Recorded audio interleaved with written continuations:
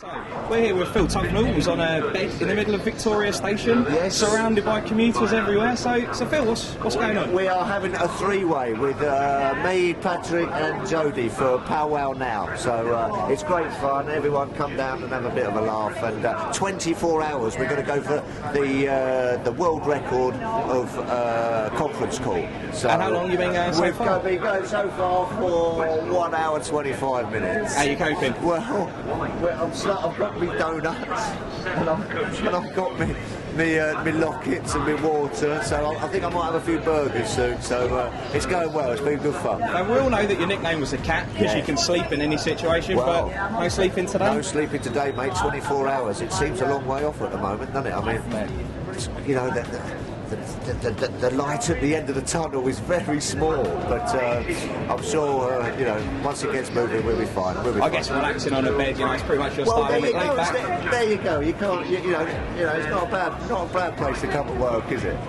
Obviously, a lot of people know you as a cricketer, but let's say you've had a fair amount of experience away from the cricketing world since. Yeah. You've done I'm a Celebrity. Yes. What was that like for you? That was great fun over in Australia. You know what I mean? In fact, it's the only time I've ever come back from Australia having won anything, actually. So that was great. And then the Strictly and stuff. And so, no, it's been great fun. And it's great fun to be down here as well. We're having a great time. Everyone's coming around, everyone's saying hello, you know what I mean? It's a good laugh.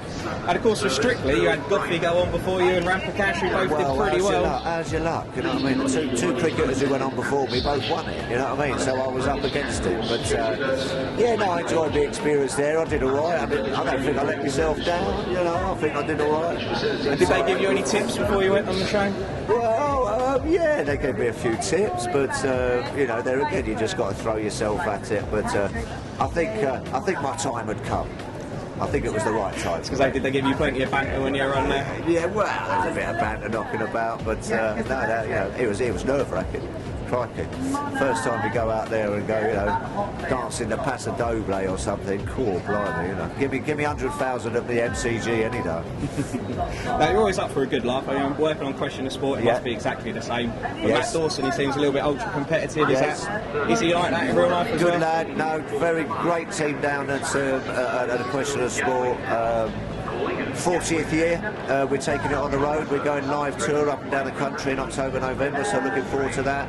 I think it's just one of those shows that people have grown up with, you know, and I can remember sitting on the sofa with my mum and my dad playing it, you know what I mean, Uzi, and it's just one of those fantastic shows. And who's been your favourite guest on there so far? Is there anyone that's a real stato and knows everything? Oh, favourite guest. Will Greenwood's pretty clever.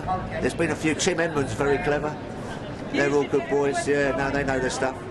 And leaving TV behind for a minute, we can't forget you had a more than decent cricket career. Yes. More than 1,000 county wickets, 100 test wickets. Do you think you're underrated as a cricketer though? Underrated as a cricketer? Thank you, but I'm going to go in there now. I think I enjoyed myself. I enjoyed myself in my cricket. I played with a smile on my face, and I played hard for my country, and that's all you can do. You try your best, and so that's what I did.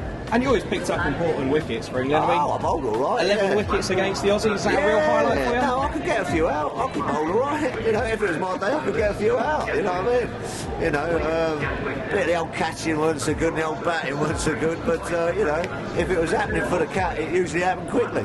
And you still got it? Still got the bowling skills? I'm still the best in the country, mate. It's just the old body's creaking a little bit. Of course, we can't ignore the fact the Ashes is fast approaching. How do you think the boys are going to get on out in Australia? They're going to do very well down there. I think Australia has just come down a notch, and I think that England have just gone up a notch. I think the Brisbane first test is going to be crucial. If we can get out of there with a draw or even a win, because their record at Brisbane is fantastic, and that's where they really look to sort of build on that. I think if we can get away with their either 0-0 or 1-0 up, I think we'll turn them over. I think we can beat them. And the preparation's been really good for England so far. You know, we've been successful the last couple of years, 2020 success. Yeah. It must be great as well to see someone like Swanee, fellow spinner, doing so well. most improved international cricketer in the last 2 years, I'd say.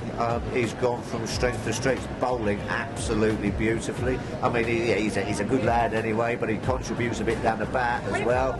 Good, good fielder in the slips as well. But his bowling's world class, and he deserves everything he gets. I think he's third in the world or something. And going to be interesting to see how he gets on down under. I think he's going to be crucial to the attack down under. So he's going to have to do that holding job, but I think he can do more than the holding job down there. Finger spinners down in Australian wickets, though, don't usually kind of take big bagfuls. You know what I mean? It's quite abrasive, hard pitches. So he might have to do a bowling job, but a holding job. But I think he can play a massive part in us winning the Ashes down there. And we all know Swanee's the sort of character. He likes to have a laugh. He uses Twitter to interact with all the fans. Is he a modern day Phil Tufnell? Well, no. I'd say he's a Graham Swan. You know what I mean? Everyone's themselves, aren't they? So he's a good lad. I mean, I went on tour with Swanee 2000, I think it was. Yeah. So I know him pretty well, and more power to him. He's bowling beautifully. He's coming out lovely.